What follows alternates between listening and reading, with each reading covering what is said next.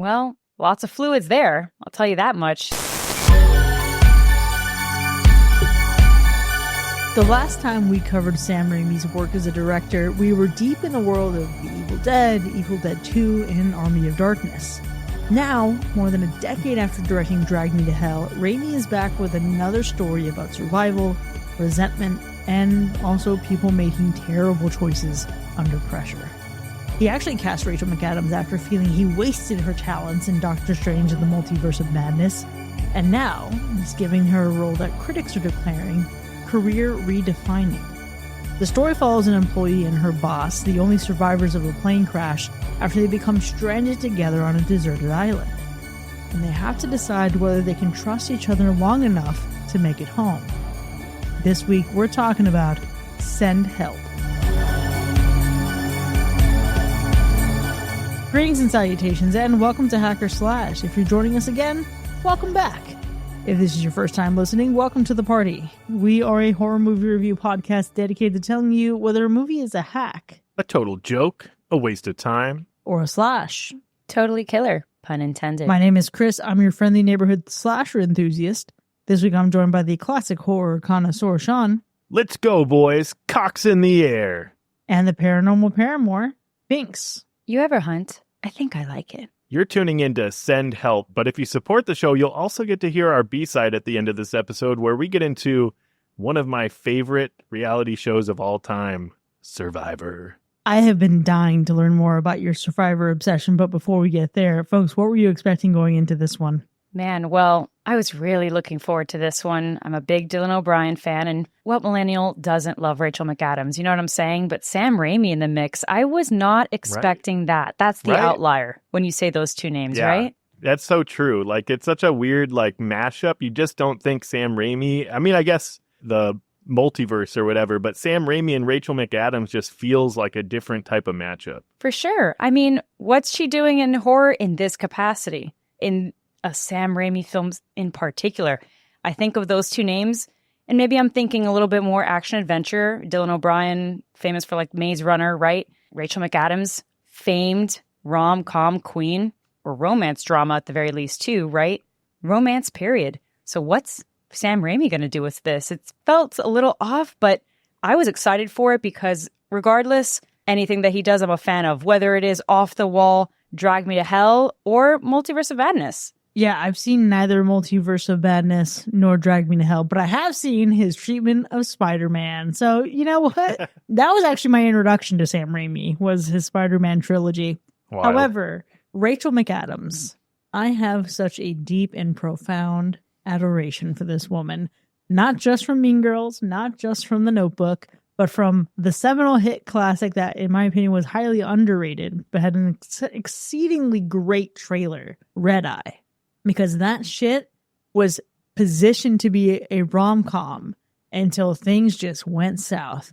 And going into this one, okay, stranded on an island, you either fell off of a boat or you probably crashed on a plane. And I'm thinking, damn, Rachel McAdams, I hurt for you getting on another plane and having some shit go down. I think if I were you, I'd stop playing in movies like this because there's a lot of trauma associated with this. Now, beyond that, I had zero expectations going into this, specifically because I was unsure what lane it was going to live in. I expected maybe some of that survival tension, again, the island of it all. I thought, what could Sam Raimi possibly do that would make Castaway feel like a horror movie? And I thought maybe there'd be something there. Yeah. But what was interesting, this immediate impression that you get smacked in the face with when the movie starts, is how quickly the horrors of corporate America just get under your skin. So true. Oh my God, the office bullshit drama. It's so real in this one. Everyone's probably going to relate to it in some capacity if you've ever worked in that kind of environment.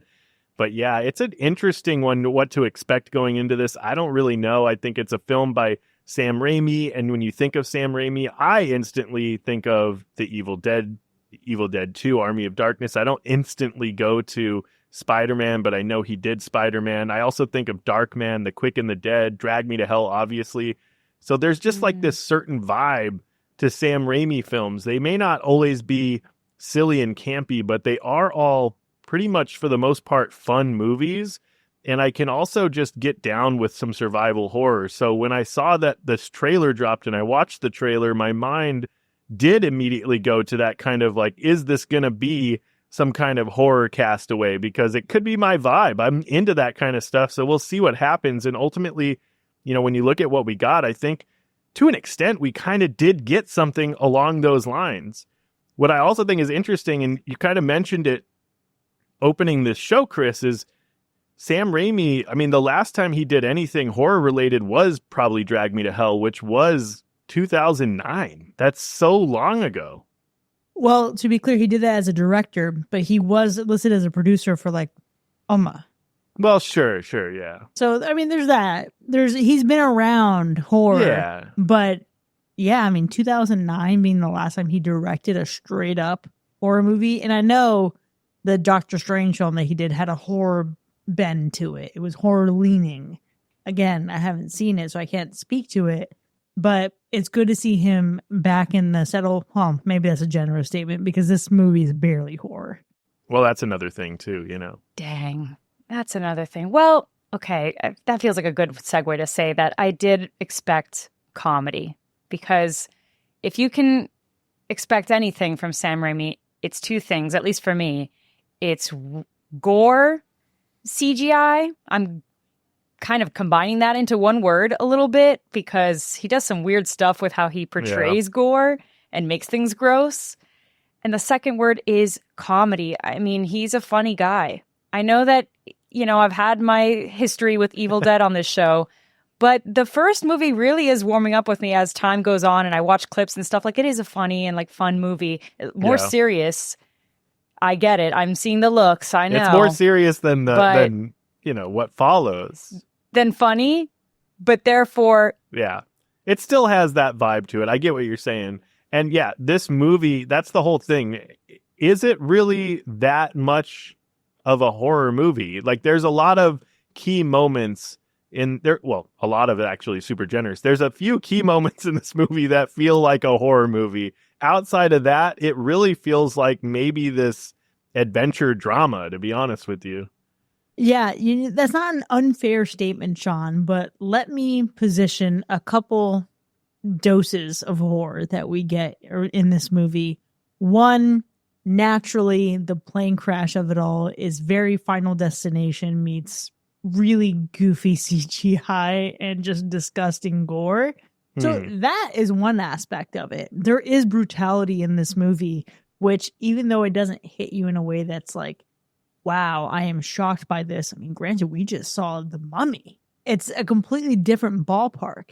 But the other token of this is a woman who, in true final girl form, is going through this whole movie, finding a place where maybe having to survive is a moment for her to discover that she actually does have power. So the empowerment of a final girl, even though after a plane crash, you are, in fact, not just a final girl, you're the only girl. You're the only girl. That's it. Yeah. You're the only girl. You said it right there, because if there's two takeaways, it's I felt empowered to be that bitch when I finished watching this movie. I felt empowered, and I feel like a lot of people will too. But I don't know, I felt like there was a good amount of tension here, and there's a good amount of very gross stuff going on that to the average viewer, they could argue that this is horror. This is like really good, stressful situations, most certainly. But there is a lot of quips and comedy one-liners that keep it light. So it certainly toes the line. I feel like this is going to be horror for those that don't watch horror. This is, by any stretch of the imagination, so far away from scary. But what it does position to you is a, damn, wouldn't it suck if this happened situation? It's really the horror of being trapped with someone who has power over you, who devalues you, and still expects your labor. And that pushes it into horror from a certain point of view. Yeah. I think overall, it is just kind of a really fun movie to watch. That's the kind of there's a lot of gross scenes in this movie. There's a lot of like weird stuff with the CGI. There's some horror elements. There's some other shit.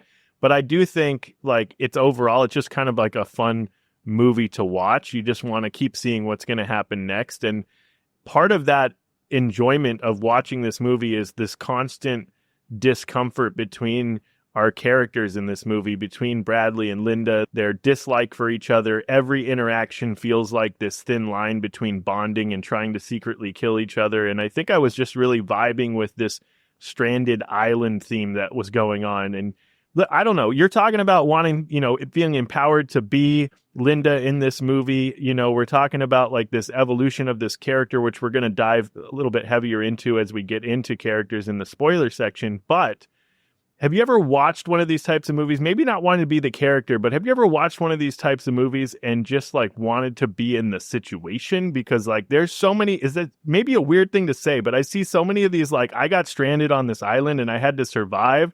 And I'm thinking to myself, like, I understand I may actually die very quickly. That could happen. I'm not saying I'm a survival expert by any means. I may actually fail. But the thought of being out there and having no other worries other than surviving and not having to deal with all the bullshit in this world and just chilling on this island and trying to like find food and explore and build a shelter. I mean, it sounds kind of nice. Okay, Sean is really saying, don't tempt me with a good time. Put me onto The Sims Castaway. I'm kind of with. He's cooking because I was on hold with the IRS for over an hour. And you just made me think that maybe being out there in an island, just being resourceful and DIYing, maybe better than having been on hold with the IRS for an hour. So you're onto something there. I do think it's this relatable appeal in the same sense that nobody actually wants a zombie apocalypse, but we all kind of want a zombie apocalypse. You know what I mean? Yeah, it's that kind of feeling. Nobody wants the actual gravity of a zombie apocalypse and seeing everyone you know and love who absolutely would not survive, not make it. Nobody wants that. True. But if we just like compartmentalize that and we just get to the fun shit, then I think that is a sign of us having a little bit of optimism. Yeah. And our ability to be calm under pressure and just look at that glass half full and say, at least we can have a good time with this. 100%. And also, Sean, give yourself a little bit of credit. You definitely would survive. Your survival's... I mean, yeah, I'm saying I probably could for an extent. I don't know. I've never actually tried to do anything like that, outside of camping for a few days, you know what I mean? But even then, Fair I don't enough. know. But I'm particularly conditioned for suffering, so I think I could last. I may not have Sean's skills in terms of like structural integrity, but I would last an uncomfortably long time simply because my soul would just refuse to die. nice. Not the conditioned for suffering. It's actually one of my best qualities, I think. I can endure quite a bit. That's wild. But I think Fair enough. I think what works in this movie is that from the start to the finish, it's in some ways a very relatable film. It starts off as this really super relatable film with the whole toxic office culture. The movie does a really good job at really weaponizing the office resentment of it all, those fake corporate smiles, like being passed over for job promotions, having this douchebag for a leader. And it just turns all of this into literal survival warfare. And I think the whole setup for this movie, it's just really easy to invest in. It is. Yeah, absolutely. Absolutely. I think like we all know someone that's represented in the opening scene that establishes that corporate setting. Even for the smallest moments that some people serve, like that person, you can then put yourself in that spot and it takes you through for the journey. Now that said, I will say, man, Dylan O'Brien, as much of an asshole as he is in this role, again, playing someone that we might know, a real douchebag of a boss. It's really hard to hate him completely with how charming and how how hot he is. Well, for me personally, I think that aside, they serve as really good foils for one another because it's not just the boss and the maybe the nerdy employee that like has just been nose to the ground, working hard, trying to make friends. That doesn't have to be in the corporate setting. We know those people in so many different other settings that are outside of the corporate life, right? Maybe in friendships, maybe in families and relationships, etc. But I like that they portray him as someone who seems to be very charming and lovable, because that's evolved now. We see that some of them from the exterior, some of these people that are actually mega assholes know how to work a room. They know how to like look good and maybe be nice at the forefront, but then slowly but surely reveal how menacing they are. And then you just never can judge a book by its cover. Let's say that. I don't know. Sometimes you get real good at peeling the paper slips off of the hard covers and seeing just how shitty they are underneath. That's just me, though. Sometimes you can look at the cover and say, wow, I know exactly who you are. Very rarely.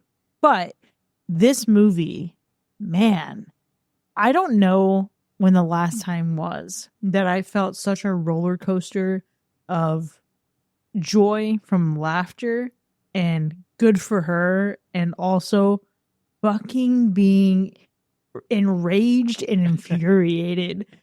And again, with the movie, this movie dabbles in humiliation that hurts. And I hate watching it. And I actually get emotionally invested in it because I have a great deal of anxiety that just constantly makes me wonder, oh my God, am I being a Linda? And maybe this is me projecting onto the movie. I don't know. But I think because of that, what this movie does with its corporate horror, with its comedy, even with its gore that has a lot of physicality and it commits to when it wants to be bloody, it just makes it a really well-rounded experience. But I think what's dangerous about this is, despite how Dylan O'Brien is hateable and charming at the same time, or Rachel McAdams is giving the performance of a lifetime here, depending on who you are when you go into this, you're either going to be pleasantly surprised or you're going to be really turned off based on your expectations. So this is not something to go into thinking, I'm going to get a straight up violent and tense horror movie. This isn't that experience at all. Yeah, that's super fair. I think there's a lot of tonal whiplash throughout this movie. Like, it definitely isn't a straightforward film. You're going to get a lot of different emotions and different feelings while you're watching this movie.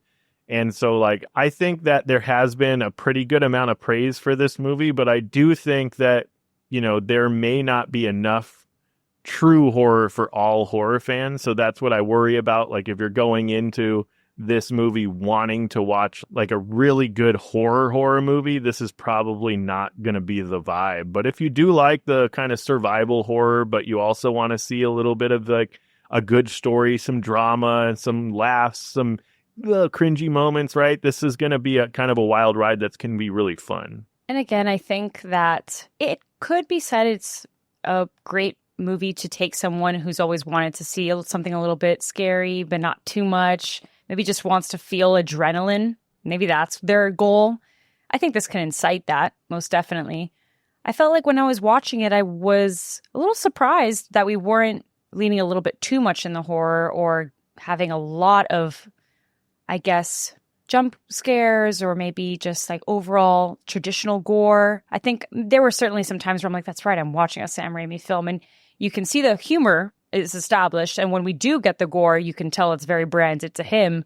But other times I'm like, yeah, this is kind of giving a little bit more thriller, good time. I've recommended it to some of my friends that don't really like horror at all because I know that they can take it and they could relate to a lot of it, certainly in terms of, again, what we've spoken about with the corporate relationships. But this is also really good for those that are horror fans and do enjoy Sam Raimi. I almost consider it like a good comfort throw on and have a good time. I actually think I would recommend this to the person who is so conflict avoidant at work, who constantly finds themselves in precarious situation and lacks the testicular fortitude to actually fucking grow a spine and say something about it. The kind of person who fantasizes about clapbacks at home while they're eating their dinner and didn't have the courage to think of that or really have the initiative to say it in the moment. Anyway, if you want corporate revenge, I think this is a great movie for you, regardless of whether or not you're into horror. Yeah, there's something for everyone, I think, right? Like, if you just go in wanting one specific thing, that's where the disappointment might come into play. But there definitely is something for everyone in this one. You can be a fan of Sam Raimi's style and like this one. You can be a fan of horror, survival horror, corporate, whatever. You can be a fan of all this stuff and just have a really good time. It's not super serious, but then there are moments that feel really serious. Like, there's just a lot of good stuff in this movie. I think you just got to be open to enjoying the ride. Well, I guess the real determining factor here for who this is for is going to be coming down to our ratings. But before we actually score it, Sean, how would you describe the gore score? Well, it's not that this movie is like super over the top with gore. It's not like this slaughterhouse type of film. It's, it's, I don't know, maybe more of like this moist inconvenience, I guess you could say. Like, there's just a lot of like gross out moments of not even just gore, but just effects. And there's, when Sam Raimi decides to get nasty, he definitely gets nasty, because there's just everything from like these vomiting moments, there's blood splatter moments, there's eye trauma, ripping flesh. There's like a lot of really like great moments, but it's not all just gory blood. Like, there's just some cringy moments that have to do with bodily fluids and different things like that. And I think overall it earns itself probably somewhere in the like medium to medium low gore score. It's not over the top, but it's kind of gross. I feel like we need a cleanse at the end of the year where we just reduce some of the fluids in these movies, because between this and The Mummy, I'm done with the fluids for the year. But how would you describe The Animal Report? Well, lots of fluids there. I'll tell you that much. This is not safe. But then again, I mean, it's a survival movie, folks. Sorry to break it to you, but did you think that there would be? Fair. Well, let's go ahead and get into our ratings. Send Help from 2026. Was it a hack or a slash? Well, listen, I think Sam Raimi delivers on this stranded on an island setup. I think he turns it into this really just fun story that starts as, a plane crash survival story, and it quickly mutates into this battle of wills between an overworked office punching bag and this douchey boss that's riddled with dark humor. It's just a really fun ride, and that's where this movie really thrives. It's not as a full-on horror film. It's not thriving there, but as a survival thriller with those signature Sam Raimi flashes of horror that we all know and love, that's where it really thrives.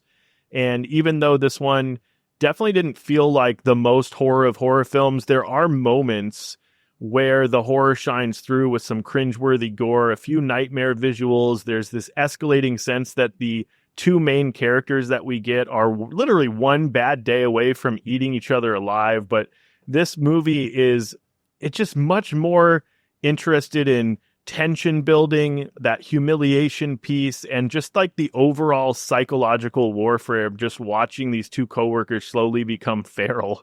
And what makes this movie work so well, I think, is really just in its commitment to the power shifts that you get in this movie. The film constantly plays with this sense of control, resentment, the dependence, and revenge as really Linda transforms from this timid office workhorse into this blood-soaked island survivalist with nothing to lose. It's just such a cool story, and Rachel McAdams sells that evolution beautifully, while Dylan O'Brien makes Bradley just slimy enough that every failed escape attempt feels like this gift. And Sam Raimi also keeps the simple premise visually alive with his unusual manic close-up shots that he gets, those really like uncomfortable shots, the gross sound design, the bursts of splattered absurdity that remind you that really Sam Raimi still got it. He's there. He's got all the tricks. They work. It's the style that we love. And overall, this is really just a fun survival comedy with just enough horror sprinkled in. It's not terrifying. It's not especially deep, but a wildly enjoyable descent into little dehydration, revenge, and madness. And for me, this one was just a fun time. And for that, I got to give it a slash. Nice. Yeah, I agree with you. The movie gave me exactly what I want from a Sam Raimi film. It's got gore, chaos, this almost like delightful, campy vibe that I'm starting to warm up to as more and more time passes by, right? And certainly the kind of vibe that's like this is insane, but I'm having such a good time. And I was glued to the screen. I watched this twice now. I think it's really entertaining for that alone. It's a survival thriller, first and foremost, to me. But it never shies away from getting weird or funny. And I think that tension and the comedy blends really well. It's actually not messy, in my opinion. Now, like we've said, right, what makes it really work for me is how relatable the characters are. Because ultimately, the movie understands that we've all dealt with that exhausting asshole boss, okay? The workplace power games. We've got, the feeling of being an underdog who's constantly expected to take it. There's like this capitalist workforce commentary baked into it that serves as the conflict, but it doesn't like shove it down your throat, It's very clear, and then it just rides on from there. It's the setup. And I think that I really enjoyed that. I wasn't expecting it. I didn't even see the trailer going into this movie. I saw Dylan O'Brien's name and then, of course, everyone else. But Dylan O'Brien's name was already enough to get me into the theater. So as this was unfolding, I was so excited because we all know what that's like. It doesn't take much to get the buy-in from the viewer. So by the end, I felt really hyped. And it gets you to a point where it taps into this feeling of I'm done being pushed around. I felt like I was ready to conquer the world when I finished watching that movie. And again, when I watched it most recently, I was like, man, this feels good. I feel crazy, not that crazy, but just enough, And then on a technical level, Sam Raimi, his signature vibe is all over it. That gnarly CGI, those uncomfortable close-ups. And we keep bringing up The Mummy only because, well, we all saw The Mummy not long ago, right before watching this. So it's like, there's a lot of gnarliness happening in horror right now. So I'm here for it. It makes you squirm, but it makes you laugh. It's lighthearted enough. So this is one that's a comfort movie for me. Therefore, most definitely a slash.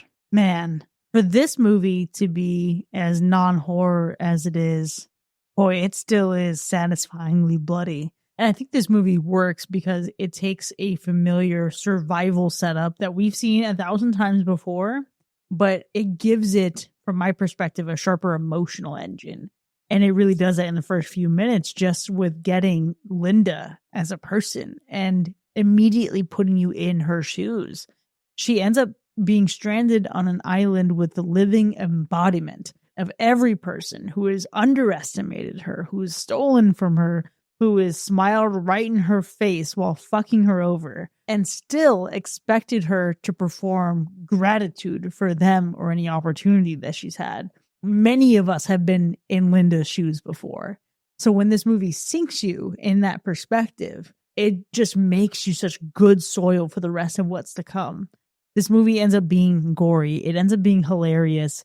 And of course, it's anchored by great performances, especially Rachel McAdams, because Linda could have easily been a one-note awkward underdog. She could have gone full Kathy Bates in Misery too. But Rachel McAdams just gives her layers and nuance. She's funny, she's resentful, she's competent, she's unsettling for sure. But she is increasingly more and more compelling to watch the more the movie goes on.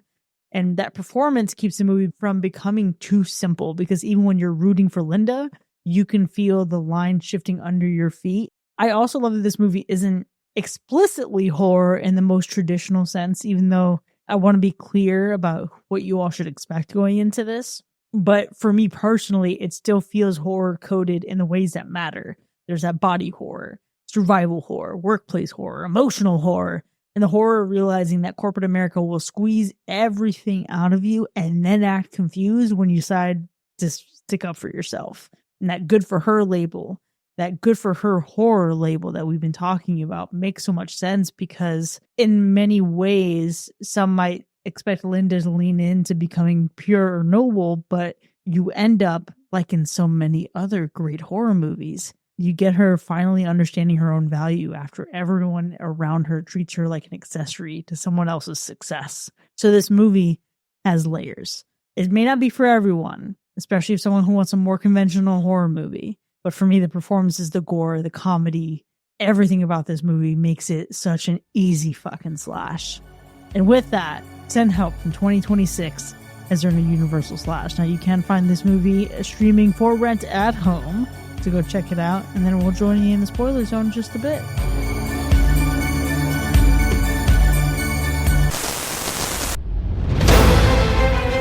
Do you love Survivor, but wish the stakes were even higher? Then audition now to be on The Final Survivor. No One Is Coming, where 18 contestants are abandoned on a remote island and forced to outwit, outplay, outlast, and now outlive not only each other, but the growing certainty that this was a paperwork mistake no lawyer signed off on. Hosted by your favorite podcast hacker / ready to whisper the tribe has spoken anytime someone passes out. This terrifying competition twists all of your favorite Survivor traditions into a fight for one more miserable sunrise. Desperately scour the island for the all-new hidden immunity idol, a weathered trinket granting you immunity from elimination and, if played correctly, one extra night of protection from whatever is making those noises outside of camp.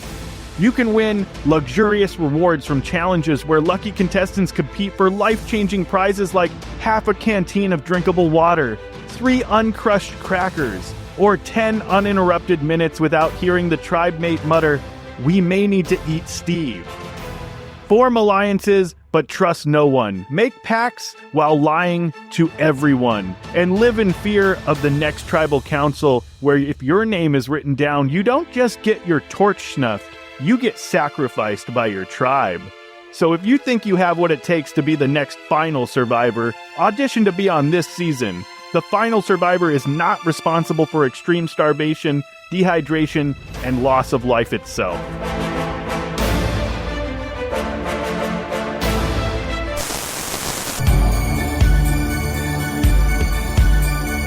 Welcome back, folks. You're now entering the spoiler zone for Send Help from 2026, which has earned a Universal Slash. We have a lot to unpack here, but before we do, Sean, let's go through that sleigh by sleigh. Yeah, this is kind of a fun one. Listen, the body count in this movie isn't like super high. It's not like the most. I think we get something like 10 kills in this movie, but it's really it's instead of the quantity of how many kills we get or like what the kills exactly are, this movie focuses on the escalation of cruelty. I think like even every injury in this movie feels really personal. It isn't just random slasher type killing. It's really just how creatively can these two ruin each other's day at a certain point. But there are a bunch of kills that we can get into that, you know, start this movie off. And literally when we get to this plane crash scene that happens, and I don't know if this is anyone's favorite scene, but the office bro that immediately just gets sucked out of the airplane and as it tore open, you know, RIP to that dude, because he never stood a chance. He just never even got the seatbelt on, you know? Flight 180's best over here. Yeah.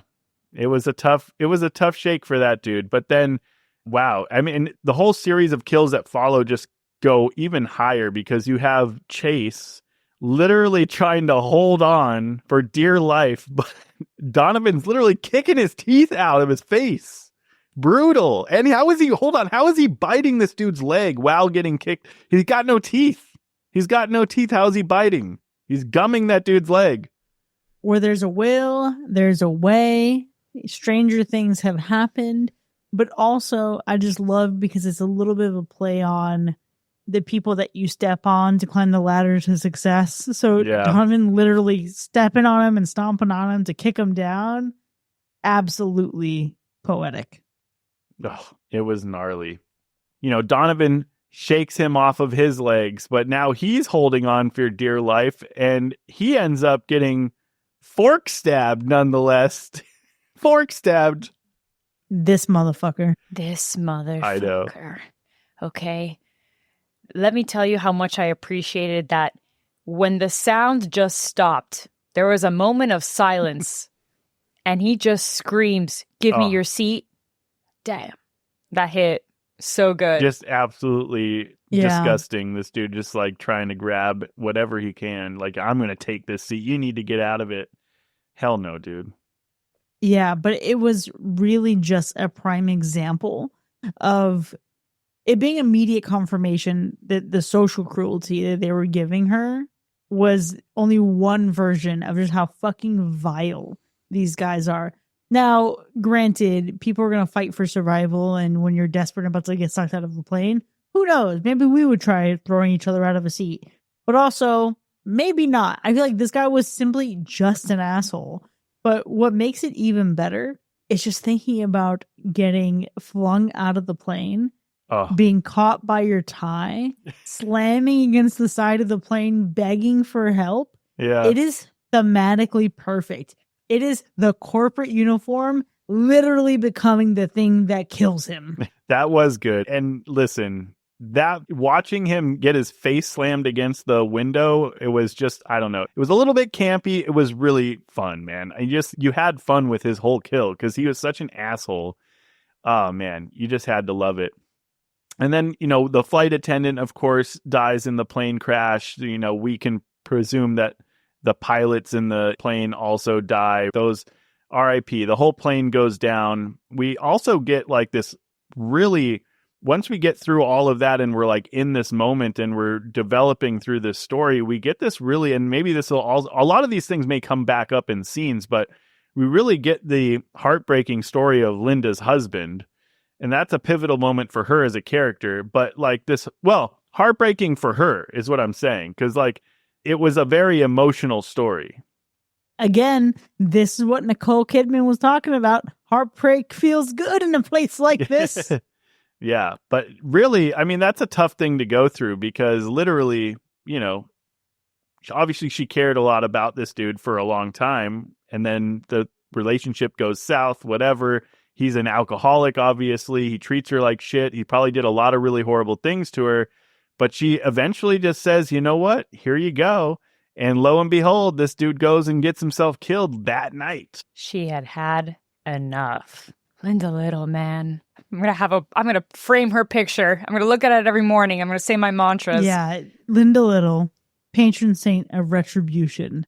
Also, once again, she should be in the horror lineup in the redo, the remake, the reboot of He Had It Coming. It is an emotional scene that whole death comes to light. Obviously, we don't see it, we hear about it. But then we get right back into kind of like that action where we have Bradley's fiance, Zuri, and this guide dude that she's with to try to come find and rescue them. And they both meet their demise as well, hanging off of this cliff that they accidentally fell off and holding for dear life as Linda goes to like bang this dude's head with a rock, causing him to fall off with Zuri off the cliff and die. Wow. Spooky bitch in our Discord is gonna light up when I bring up this fucking reference. It's very much what keeps you alive. It's very much I'm gonna push you off a fucking cliff and try to make it look like it was an accident.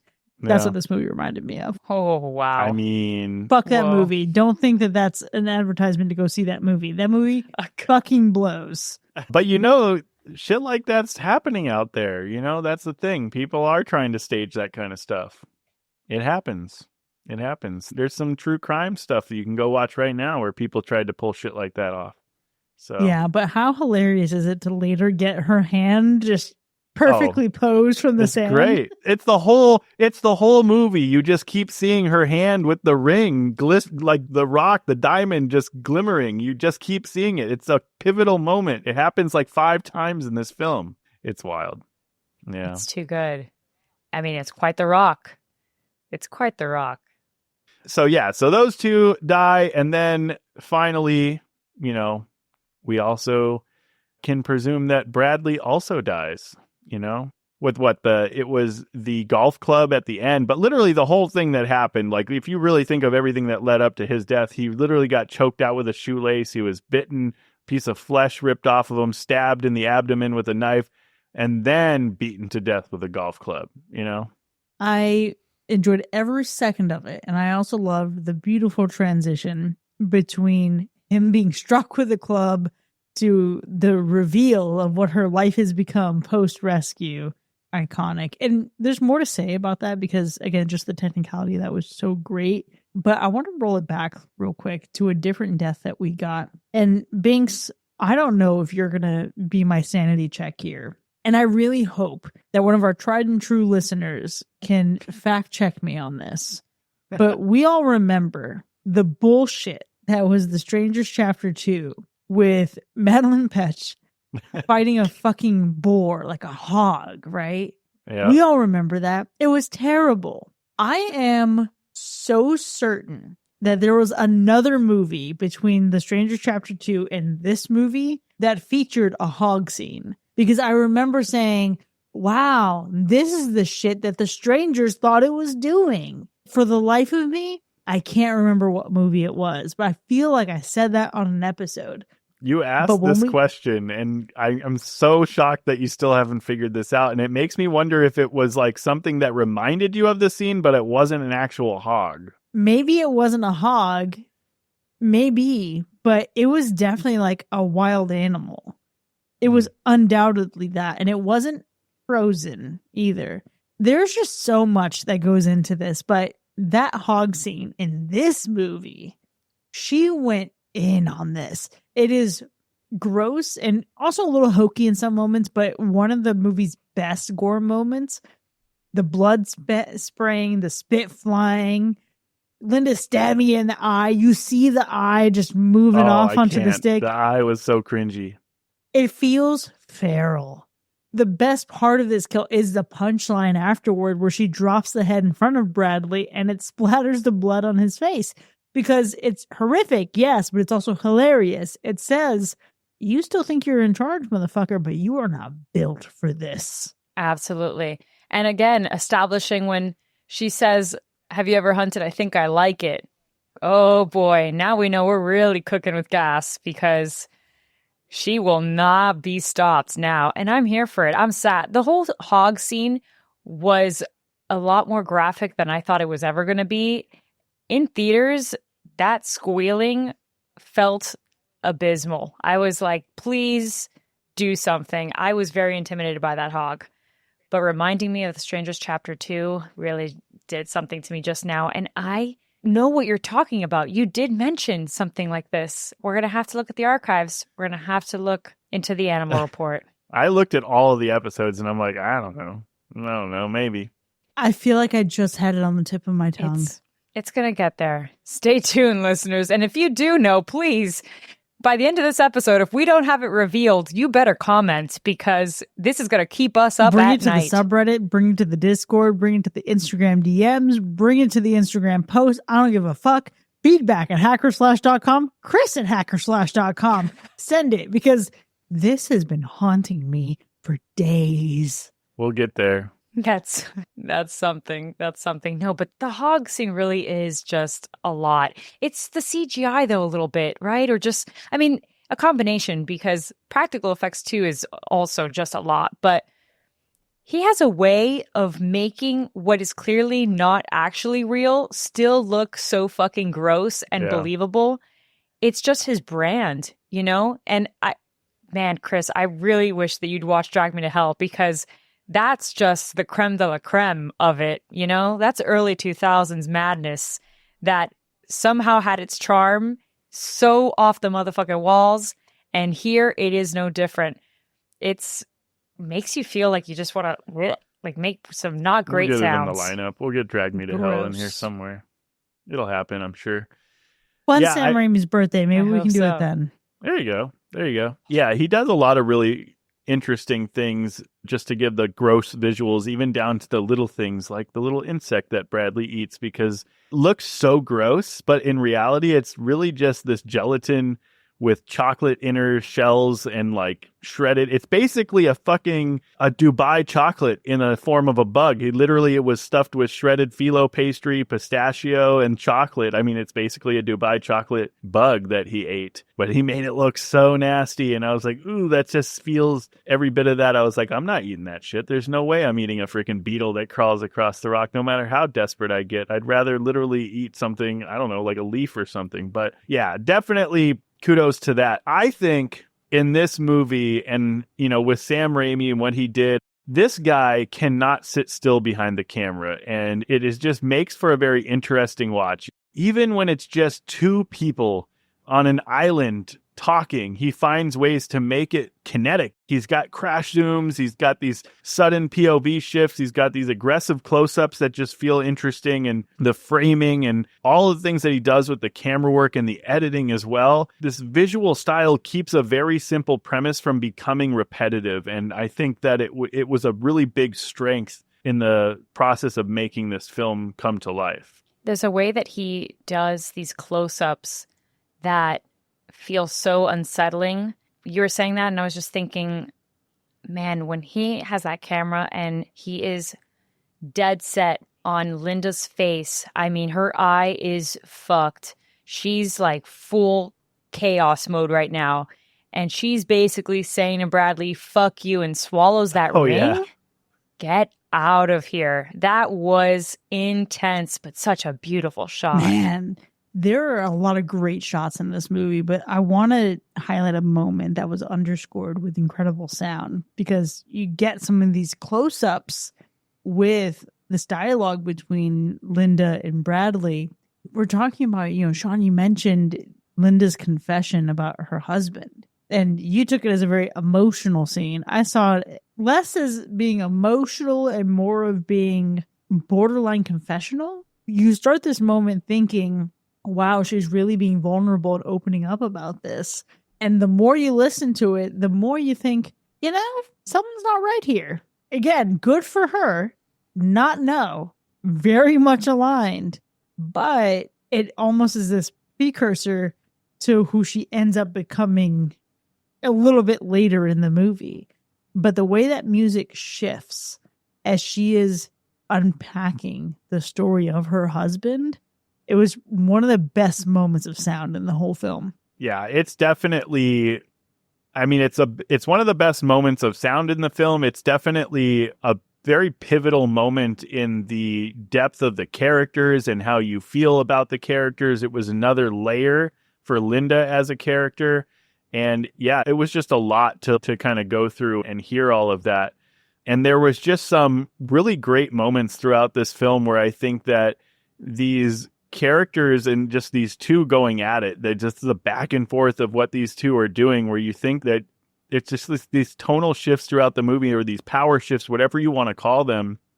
It just made for such an interesting watch, because you keep thinking that like maybe they have these moments where they're going to work together, and then it was just some manipulation by Bradley or something, you know what I mean, that was interesting. So like the dinner scene that Bradley tries to make up and like, hey, I'm going to make you some dinner. And, at first you're like, okay, like maybe he finally gets it, maybe he finally understands that like he's pretty much useless. He can't really do anything. So he makes this dinner and it's nice at first, but then immediately, because you've been in these situations, if you watch horror movies and things like that, that something's going down, because there's just this awkwardness, and you start to see her getting a little bit woozy, instantly that he fucked with her food.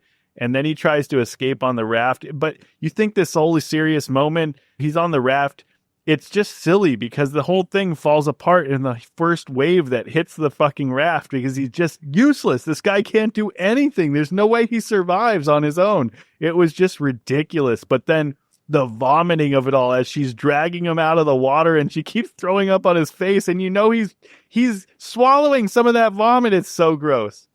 I have a terrible moment. Drag me to I hell. have a very terrible moment where, bless my oldest brother for dealing with this shit. Apparently there was a time, how like when you're an adult babysitting a young kid, sometimes you do like the Superman where you like hold them up above your head and they like feel like they're flying. Yeah. Apparently I threw up on his face when he was doing that to me when I was a very small toddler. Well, that's what he gets. I mean, fuck around that's and find what he out. gets, but he wasn't like fucking with me. You know what I mean? Like I wanted it. Like it was a fun activity. And then I just, got sick. Damn. I mean, Deeply. Damn, I was not ready for you to admit that. That's crazy. It's terrible, but that's what I thought of when I saw this moment in the movie, and I was like, damn, Bradley.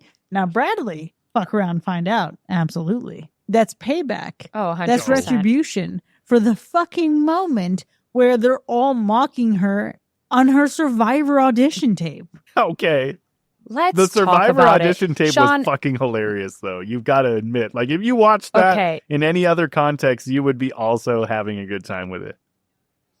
No, hold on, because she was giving it her all. And my question to you, Sean, is like, do we get to see people's audition tapes for this show? Like, I don't know. I was out here like, I can see the dedication, girl. She put the camera where it needed to be. She was giving it, some good pizzazz, good energy. Maybe the next thing that needs to go on our hacker/TikTok account is Sean's Survivor audition tape. I've never made one. I've honestly never made one. You're I don't gonna. even know what goes into making one. I would imagine it's something like that, because you have to show them why they would want you on the show. Because you got to imagine there's probably thousands of people trying to apply every season. I have coworkers that I've worked with that have tried to apply for years and have never gotten on. Like, literally send a video in every single season, casting, never get on. So, I'm sure maybe they need your prominence and production value. I don't know what it is, but listen, I give her kudos. Like, the audition tape, she was really giving it. It was theatrical. It's just those moments where, like, it pans out and she's just like on a jungle gym and there's kids rolling around. Like, it just, I don't know. It seemed a little bit silly for sure. But I will say, outside of the survival, the Survivor tape that they were making fun of, the moment that I'm watching this movie and she's sitting on the couch and Survivor comes on the screen, I was like, I'm sold. This movie is for me. This is amazing. This is the earliest slash Sean has ever given. It was a slash right away. There was no way this movie was ever going to go back from that. So I was here for it. I was definitely What here for about when she was pretending to slash his dick in the fake castration God. scene? Did that still do it for you, or? Yeah, what? That's the ultimate payback. It was so well done. It had me convinced that she was literally slicing his fucking shit off. Like, it was so good. The sound effects, we're talking about the sound effects on that right there, and the close-ups on Bradley's face as he's literally, because I'm assuming he's paralyzed, can't feel anything, so he's just hearing. And I would be in the same position. If that was happening to me, I'd be freaking the hell out. That was great. It was incredible. Bought every moment of it. I really thought that she was sending it. I mean, at this point, we've seen all kinds of crazy shit that, in terms of what she's capable of. We've learned most certainly not to underestimate her. So it's true. Yeah. Could we also just acknowledge for a moment when we finally figure out that there's a fucking beach house, and not only so ridiculous did she choose to not accept help, she also chose not to accept the help that was available all along. Like, she staged this house and went through some lengths, and yet she was still out there foraging and creating structures and really playing Survivor this entire time. Listen, I almost felt like erupting into applause, because the fact that she had been going in there and getting her little spa and treatment and just having a good old time, but then going back out there in the grunt to stick to the plan, to stick to the bit. In the good words of Blondie, one way or another, I'm gonna get ya. Because I was stunned. So much so that when it was first revealed, I thought, that's strange. She's never been here before. Like, that she hadn't said anything. When it clicked for me was like, oh no, she really, like, she's traversed through there. When she says the line about, you really think that there'd be a knife that just washes up to shore? She says something along those lines, right? That I'm like, oh my God, I have even underestimated my queen. How could I? How really could I? She's just incredible, man. That was so good. And he really thought that he had discovered gold, but she was always one step ahead. Ridiculous. It was just such a funny moment. Like, it's one thing to obviously turn away from the boat, but it's another to literally find the house, sneak into it, get some food, some nourishment, get a knife, and then go back out there and literally choose not to be sleeping in that mansion and or beach house or whatever it is, and just playing the part. It was hilarious. You gotta love it. You absolutely gotta love it. And I think that's, when we get into like Linda as a character, this movie literally lives or dies on whether Linda's transformation works in this movie. And it really just does. It literally, the transformation of her as a character is like one of the biggest like swing shifts that just works so well. Like, being the office, basically just office wallpaper. Like, nobody cared about this girl. Everyone just wrote her off. They made fun of her, whatever.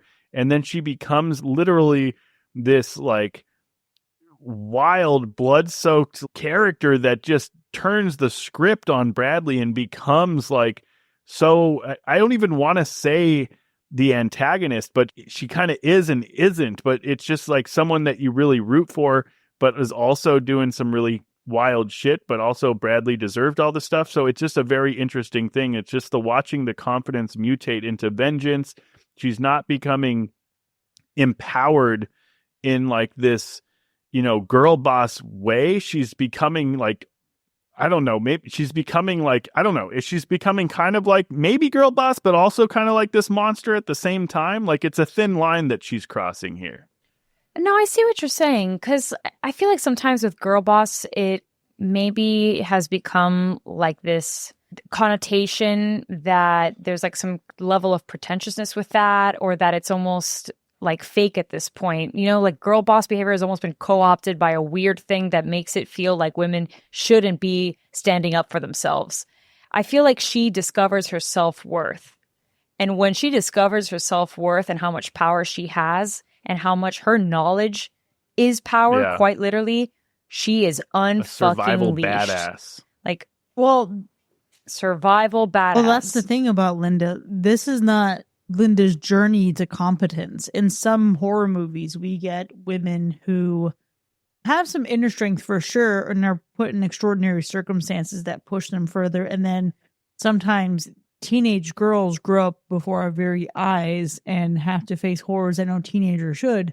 No, this is a woman who has always been deeply competent, has proven herself to have the skill, was mocked and ridiculed, and then was put in an arena where her skills can shine.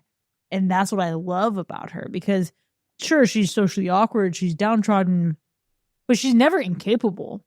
There's never an ounce of this movie where you feel like she's incapable. She's just, by some folks' standards, a little fucking weird. But she's been great this whole time. And, I mean, Bradley, on the other hand, though, everything handed to him. What knowledge does he really have? Like you were saying, Sean, he really is useless. But even before they hit the island, because the reality is that he has his position because of his father. He's hiring people, like if it's social hour, bringing up his frat bro, Donovan, and not really thinking strategically, which tells me that he doesn't actually have any business acumen whatsoever. Being very sleazy with women that he's hiring, basically asking, like, what are you willing to do for me? So you, Bradley, don't have any skills at all. So when you hit the island, it's no wonder that you also are going to fail there too. So they are perfect foils of one another because, again, it goes back to underestimating people. You see from the exterior this Linda who, like you said, Chris, like by some people's standards, maybe a little weird, off-putting, but she's the one that has actually all the power to be successful, whether it be, in the business workplace ultimately or in a freaking island. Whereas on the other hand, you look at Bradley on paper, maybe from the exterior, you think, good looking guy. He knows how to work a room. Of course, he's going to be the CEO and be able to make all this money. He's literally trash and scum. But that's why his character works so well. Like he brings like this kind of like charismatic, just enough charismatic charm that he's watchable, but he's also really douchey, and we enjoy all of the suffering that happens to him. It's just like the balance between the two, like you're saying, just kind of really works, the dynamic between the two. Yeah, the most infuriating part of all this, though, is that he found someone to love him, because Zuri really went to the ends of the earth to find a man who didn't deserve her. Amazing. It blows my mind, actually. It also makes me wonder if he had, like, I guess she would have maybe come because she didn't know if he was dead or not, but, like, would anyone have come, for Linda if Brad wasn't on the plane? Probably nobody, She'd just been out there, but she probably would have been surviving because she's a survivor. So, I don't know. Well, not only that, true, she found yes, that house, she has the mansion, and quite frankly, she would have been mansion. Yeah, she would have been living true. large. Until Exactly. they come home.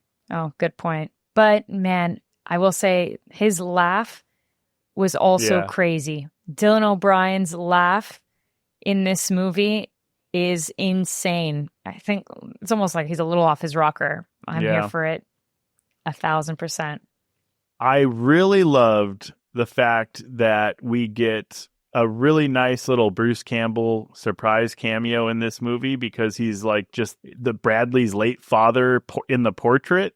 That's such a fun way to like kind of show, like, just for Sam Raimi to throw his boy Bruce Campbell in there, you know, it was just hilarious. It was fantastic. Yeah, eagle-eyed. There always has because to be. I didn't even clock it. What? Oh man, I need to rewatch it. Everything was happening so fast, and by I so know. fast, I was just thinking, man, this guy really fucking sucks. Yeah, Fair enough. yeah. Fair enough. Sam Raimi likes to throw like little things into the movies. The one thing that he throws in all of his movies is he'll throw in his famous 1973 Oldsmobile, the same car that's in The Evil Dead, and he'll throw it in all of his movies somewhere, and you got to look for it. And in this movie, we did get it, and it was at the beginning of the film in the parking garage as the opening sequence. God damn. He finds a way, man. Again, the commitment to the bit. Yeah, you got to love it. I appreciate it. You got to love it. You got to love it. Well, here's the question, though. Do you think, like, if you're put in this situation, I mean, I talked about it a little bit, but, do you think that you can actually survive if this happened to you and you landed on this island? Do you think you can survive? And how long do you think you can survive? We both be like, listen, well, we all know my answer. For so many different reasons, my health is just declining as it is in normal here right now, present day. So not sure how I would survive. However, some of you may be thinking, well, Bianca, there is salt in saltwater ocean. Sure, that's not how POTS works, but I appreciate that sentiment and you thinking that would be the case.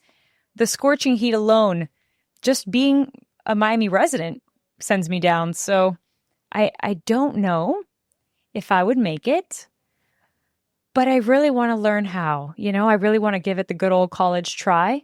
Maybe I'll start watching some YouTube videos, some DIY things, just in case. I want to give myself a shot. I'm trying to be more confident in 2026 that I can survive an apocalypse and that I can survive being stranded in an island. I think what would fuck me up is a lack of knowledge of what fish or animals may have some toxins in them, because I can endure quite a bit. I'd probably try to eat some stuff that I think would be on the safer side, like some fruits, etc., whatever you can find around there.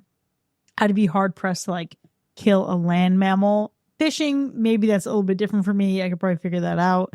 But I would, with my luck, I would like hold it off and then finally eat one of the fucking things that paralyzed you from the neck down. I'd be fucked in that regard. If it was just based on like the skill of, I mean, I have enough to endure.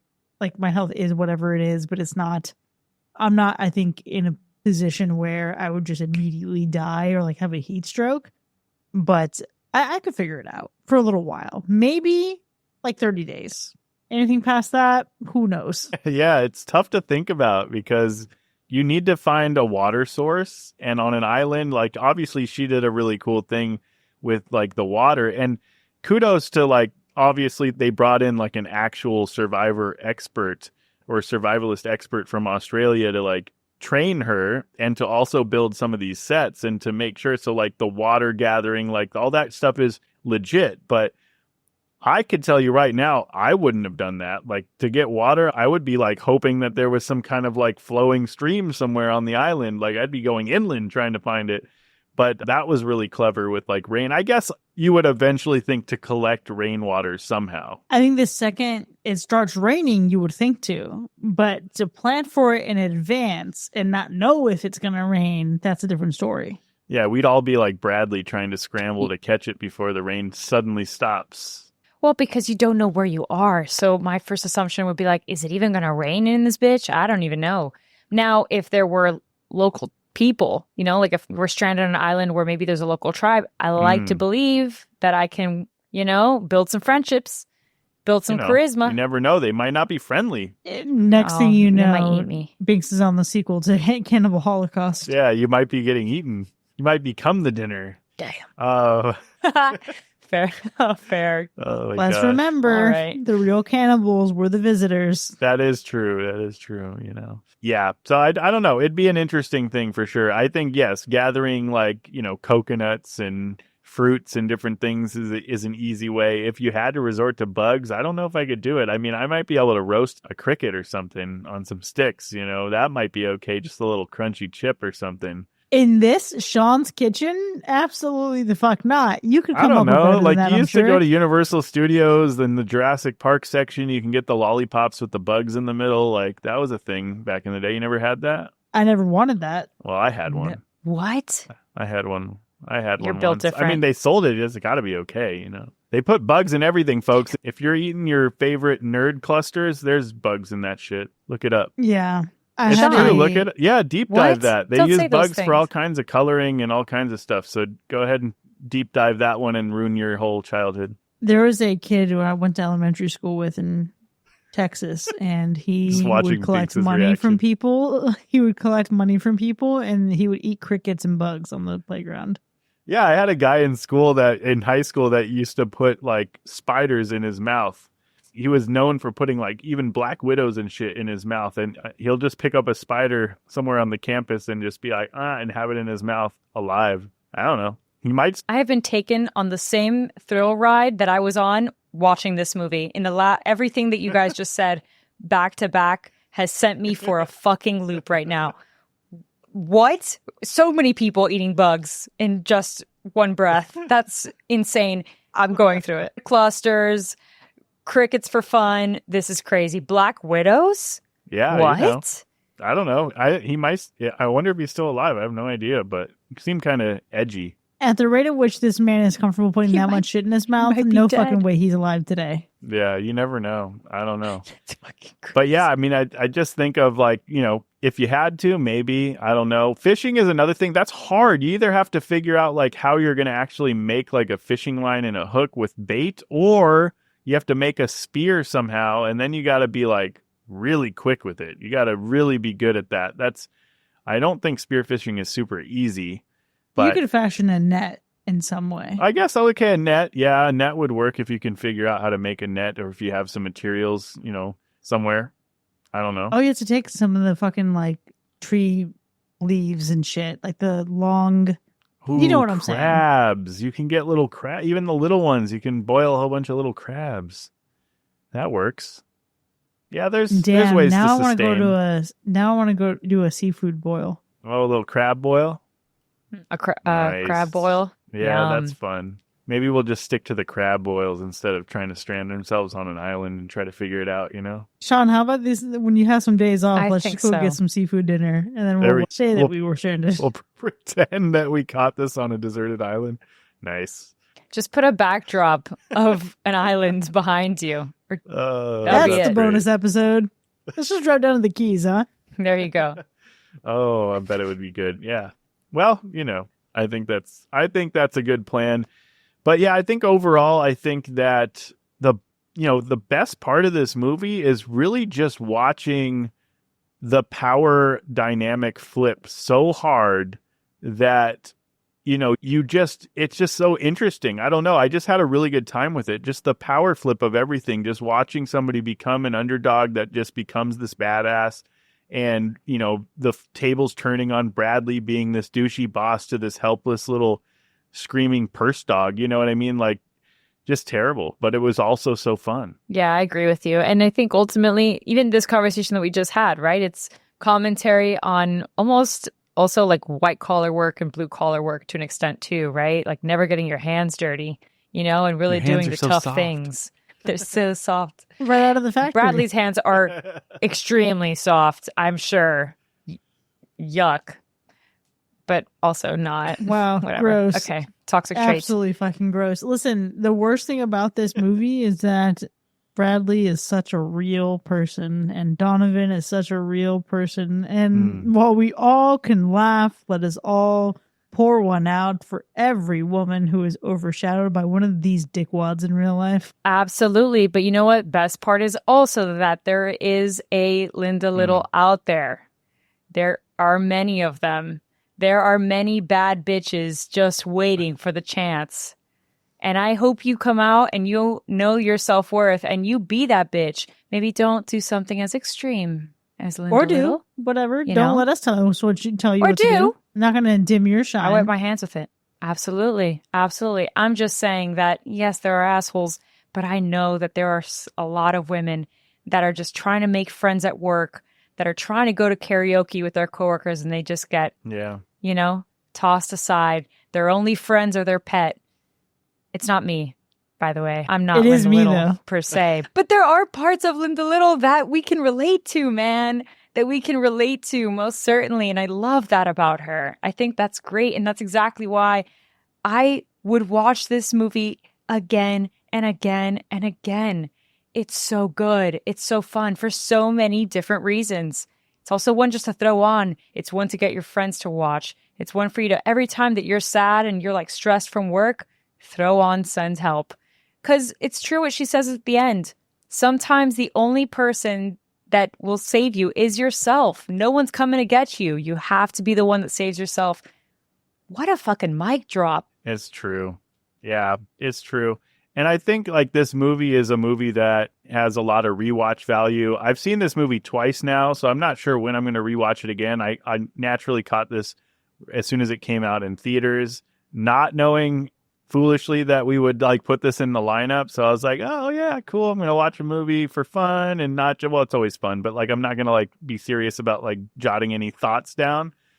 And of course it comes in the lineup every time this happens, folks. Every time. I don't know Me why you too. don't just do Every a little like voice time. note for yourself when you're I done. know. At this point, just do a little voice note with whatever your thoughts were, not the full stuff, and then at least you can remind yourself. Yeah, I know. But then it's been like so much time, I feel like, has lapsed. It feels like a lot of time has lapsed since we put it in the lineup. And so like I was, well, I kind of want to brush up. Like I remember the movie, but I want to brush up on like some of the details, obviously. And so naturally, I just rewatched the movie, and I had a just as good of a time rewatching it as I did the first time. Like nothing suffered in this movie, even knowing what was going to happen. And I just loved it. So I think it's definitely a lot of rewatch value. There's some Easter eggs in there. The acting is really good. Visually, it's really fun. So you can definitely watch this over and over again. But watching it twice in a short amount of time, I'll probably give it a little bit before I come back to it. I am very much looking forward to watching this again. Rachel McAdams is such a star. I feel like I got so much from her. I really do want to watch Misery again and then rewatch this and then think about Rachel McAdams recreating some of those quotes from Kathy Bates. I feel like there's a little bit of an overlap here. In the Venn diagram, there is a small sliver of center where I think these two characters could be friends. Hell yeah. Oh my God. That was a great one. That was a great one. Damn it. What am I doing later? Throwing on Misery and doing the double feature. That was so good. It really was. It really was. And I also think this movie would be even more fun to watch with friends. So I think the next time I watch it, maybe I'll put it on later this summer as a watch party in our Discord. Because I feel like I need to see some more reactions from people. For now, there you have it, folks. Send Help has earned a universal slash. You can come check it out in our Discord if you want later this summer. But for now, while we've certainly had a robust discussion, the conversation still doesn't end here by any means. No, definitely not. If you want to find out how you can go even further than this episode right here, just consider supporting the show and visit patreon.com/hacker/. This is honestly where you can enjoy so much more of the show with bonus content, early access, extended episodes, our B-sides, movie nominations, and of course, live shows.